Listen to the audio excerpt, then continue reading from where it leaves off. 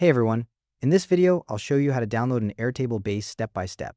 I'm using the web version here, this works on desktop too, but mobile apps don't support this feature. First, open the Airtable base that contains the data you want to download. Click on the base from your Airtable homepage, it'll open, and you'll see your tables and views listed in the left sidebar. Quick note before we continue, you can't download an entire base as one file.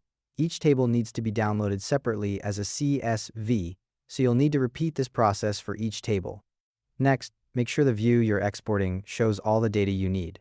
Airtable only exports what's visible in the current view. If your view has any filters applied, records that don't match, those filters won't be included in the download. Hidden fields won't be exported either.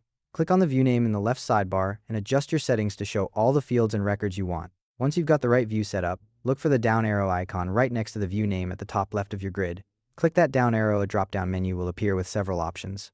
In that drop-down menu, click Download CSV. As soon as you click it, the file will start downloading to your computer.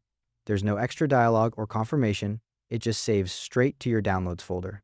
Now, navigate to your Downloads folder or your Recents folder to find the file. The CSV will be named after the view you just exported. So if your view is called Orders or Contacts, that's what the file name will be. If your base has multiple tables, you'll need to go back and repeat this process for each one. Open the next table. Make sure the view settings are correct. Click the down arrow next to the view name and download the CSV again. A couple of quick things to know: if your table has attachment fields, those will show up in the CSV as file names and URLs. But those attachment URLs expire after a few hours, so download any files you need right away. Also, if you need the data in Excel format instead of CSV, just open the CSV file in Excel, go to File, Save As, and choose Excel Workbook. And that's how to download an Airtable base.